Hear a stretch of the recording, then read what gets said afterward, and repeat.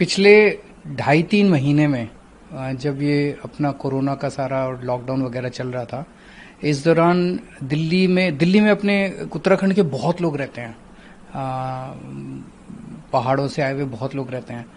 उनमें कई लोग आए मेरे पास और उन्होंने कहा कि दिल्ली के अंदर इतना शानदार काम हुआ है पिछले 5 साल में, आप उत्तराखंड में आके चुनाव लड़िए।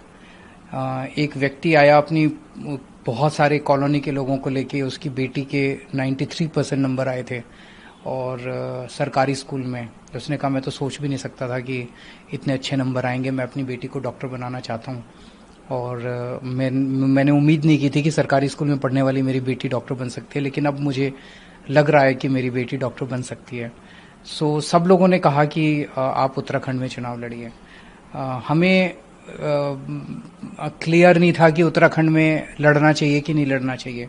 तो हमने फिर उत्तराखंड में सर्वे कराया और सर्वे में लोगों से पूछा कि क्या आप चाहते हैं कि आम आदमी पार्टी उत्तराखंड में चुनाव लड़े।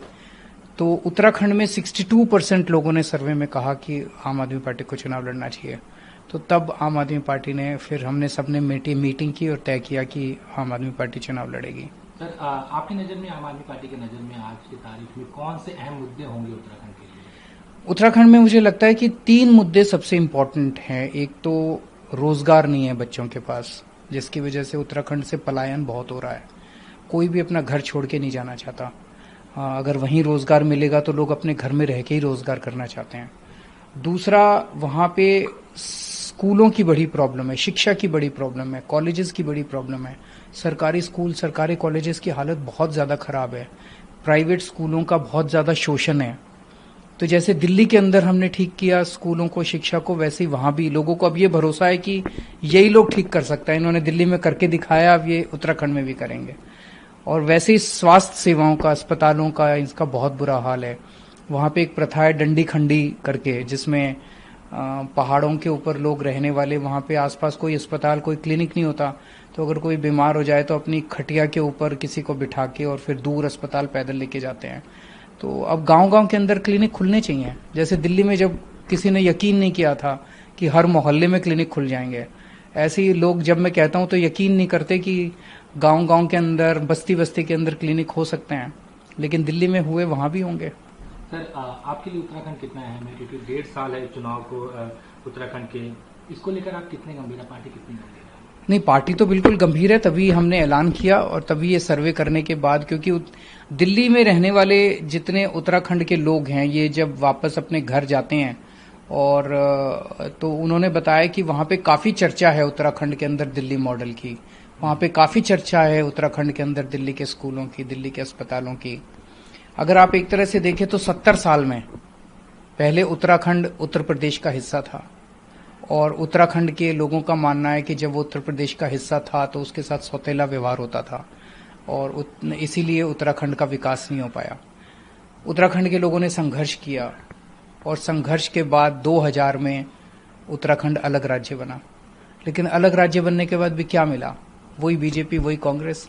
2000 से 2002 तक बीजेपी आई, फिर उसके बाद कांग्रेस आई 2002 से 2007 तक, फिर 2007 से 2012 तक फिर बीजेपी आई, फिर उसके बाद अगली फिर कांग्रेस आई और उसके बाद अब फिर बीजेपी आई। एक बार बीजेपी, एक बार कांग्रेस आई। यही दिल्ली में था। तो लोगों को अब दोनों पार्टियां देख ली, दोनों पार्टियों को कई बार मौका देके देख लिया, लेकिन ना स्कूल सुधरे, ना अस्पताल सुधरे, ना सड़कें सुधरी, ना लोगों की जिंदगी सुधरी, ना नौकरियां मिली, ना बिजली सुधरी, ना पानी सुधरा, कुछ नहीं सुधरा।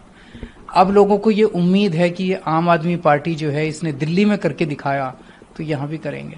सर, आपने खुद कहा कि एक बार बीजेपी, एक बार कांग्रेस, दोनों पार्टियों के पास अपना संगठन है उत्तराखंड में। आम आदमी पार्टी के पास अभी ऐसा कोई संगठन नहीं तैयार है। कितनी चुनौती रहेगी और कैसे आप लोग वहां संगठन बनाएंगे और लोगों तक पहुंचेंगे? दोनों पार्टियों से उम्मीद खत्म हो चुकी है लोगों की। आम आदमी पार्टी से उम्मीद है लोगों की।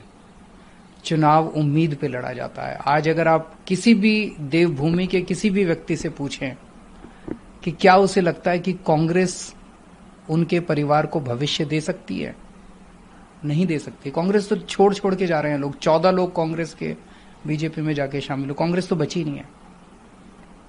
बीजेपी को तीसरा या चौथा मौका ये मिल रहा है। क्या बीजेपी भविष्य दे सकती है? बीजेपी आज कोरोना का क्या हाल हो गया है उत्तराखंड के अंदर। तो क्या बीजेपी भविष्य दे सकती है? बीजेपी भी भविष्य नहीं दे सकती। बीजेपी से भी उम्मीद नहीं है लोगों को। आम आदमी पार्टी से उम्मीद है लोगों को। चुनाव उम्मीद पे लड़े जाते हैं। अगर उम्मीद है लोगों को तो लोग काडर बनेंगे, लोग समय देंगे, लोग घर घर जाके वोट मांगेंगे, लोग वोट देंगे। केजरीवाल के लिए नहीं, आम आदमी पार्टी के लिए नहीं, अपने बच्चों के भविष्य के लिए। सर दिल्ली में जैसे आप एक चेहरा है, में पार्टी की तरफ चेहरे बहुत निकल के आएंगे, उसकी चिंता मत कीजिए। 1 करोड़ लोग उत्तराखंड के, उनके साथ मिलके एक उत्तराखंड मॉडल बनाएंगे। जैसे दिल्ली मॉडल है, एक देवभूमि मॉडल होगा जो पूरी दुनिया में फेमस होगा। तो ये माने कि आम आदमी पार्टी आने वाले चुनाव में 70 की 70 सीटों पर उत्तराखंड, बिल्कुल, फरवरी 2022 में जो उत्तराखंड में विधानसभा चुनाव होंगे उनमें सभी सीटों पे आम आदमी पार्टी चुनाव लड़ेगी।